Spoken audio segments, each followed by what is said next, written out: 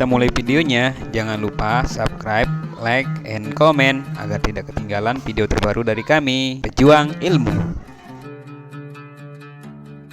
Kaum Quraisy telah tinggal di Mekah pada akhir abad ke-5. Nenek moyang mereka Qusay, kakek kelima Rasulullah SAW, beserta dengan saudaranya Zuhroh dan pamannya Taim, tinggal di Bukit Makan, di samping Tanah Haram. Putra dari paman lainnya dan saudara sepupu mereka Jumah dan Sahm tinggal di sana bersama Qusay. Mereka dan kaum mereka kemudian dikenal sebagai Quraisy Lembah. Kaum Quraisy yang lebih sedikit tinggal di daerah pinggiran dan lebih dikenal dengan Quraisy pinggiran. Kaum Quraisy pernah pergi ke Syria dan membawa 3 berhala, yaitu Lata, Uzza, dan Manat ke Hijaz. Mereka menempatkan dewa yang terbesar, Hubal, di Ka'bah. Dalam sebuah kampanye yang melibatkan berbagai tipu daya dan kekuatan, kaum Quraisy mencoba untuk menguasai Mekah dan menyingkirkan Huza'ah, suku pelindung yang dianggap gagal memelihara Ka'bah. Dari anak keturunan Qusay, Abd al-Dar adalah yang keturunan tertua, meski saudaranya Abdul Manaf lebih terkenal dan lebih dihormati. Ketika Qusay sudah mulai menua, ia mendelegasikan posisi kekuasaannya pada Abd al-Dar dan memberikan kunci Ka'bah kepadanya. Abd al-Dar melepaskan tugas baru yang diamanahkan ayahnya kepadanya. Hal yang sama juga dilakukan anak-anaknya. Tapi mereka tidak mampu menandingi putra-putra Abdul Manaf dalam hal penghargaan dan popularitas di mata masyarakat. Karena itu Hashim, Abdul Sam, Al-Muttalib, dan Naufal, putra-putra Abdul Manaf, mencoba untuk mengambil alih hak istimewa tersebut dari sepupu mereka. Perseteruan dua kubu tersebut memicu terjadinya perang sipil. Tapi akhirnya tercapai kesepakatan dalam bentuk pembagian kekuasaan. Dua kubu tersebut pun hidup berdampingan sampai kedatangan Islam. Hashim adalah pemimpin bagi kaumnya, seorang kaya yang diberi posisi terhormat untuk memberi makan dan minum bagi orang-orang yang berziarah ke Makkah. Sebagai hasil dari kompromi antara putra Abdul Manaf dan Abdul Dar, perannya sebagai pemimpin semakin dikuatkan oleh kedermawanannya. Saat kekeringan melanda, dia menyediakan makanan bagi seluruh penduduk Mekah.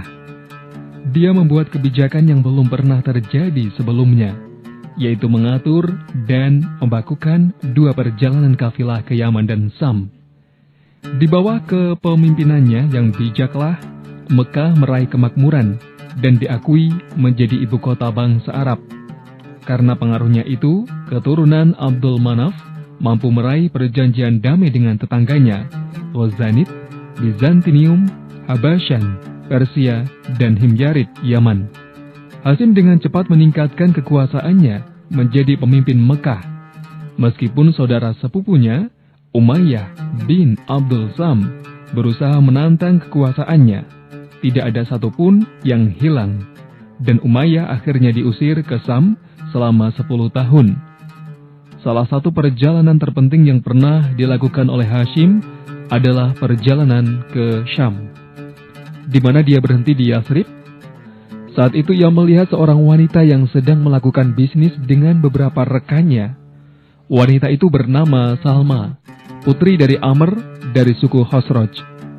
Hashim meminangnya, dan kemudian dia diajak pindah ke Makkah untuk tinggal beberapa saat bersamanya. Setelah itu dia kembali ke Yathrib, di mana ia melahirkan seorang putra yang diberi nama Syaibah, yang diasuh bersamanya. Beberapa tahun kemudian Hashim meninggal dalam salah satu perjalanannya dan dikuburkan di Gaza. Saudaranya Al-Muttalib menggantikan posisinya.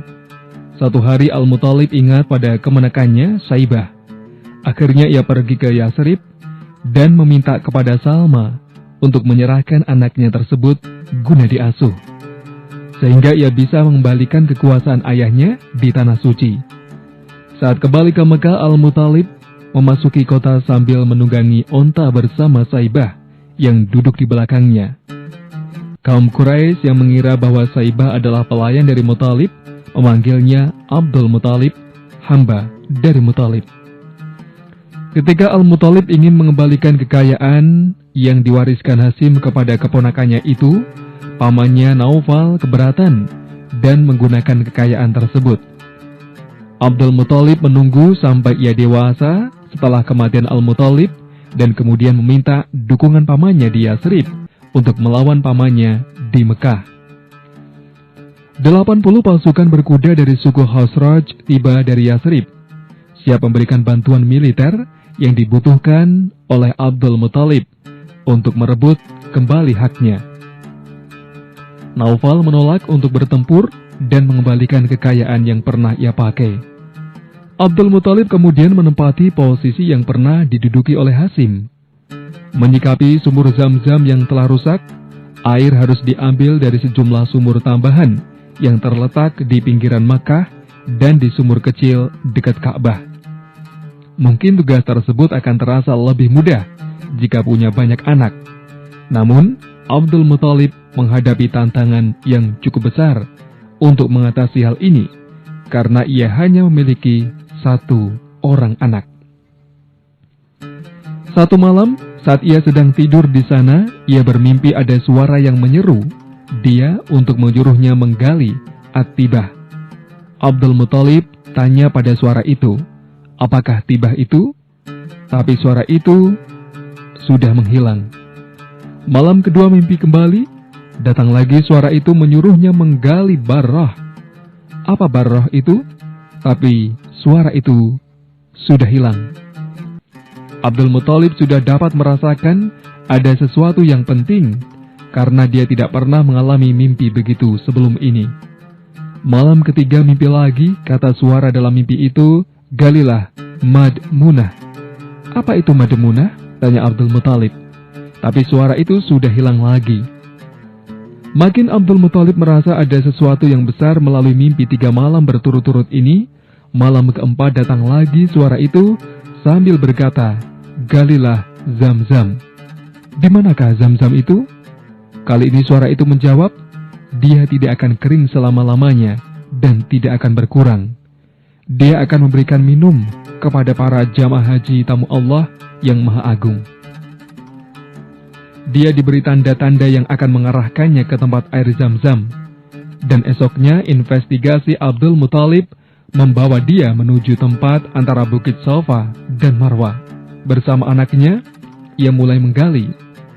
Pada masing-masing bukit terdapat berhala yang sering diberi sesaji atau pengorbanan oleh para penyembahnya. Menggali di tempat berhala membuat kaum Quraisy berang. Mereka meminta agar Abdul Muthalib menghentikannya, karena menganggap apa yang dilakukannya merupakan tindakan yang melanggar kesucian. Abdul Muthalib menolak.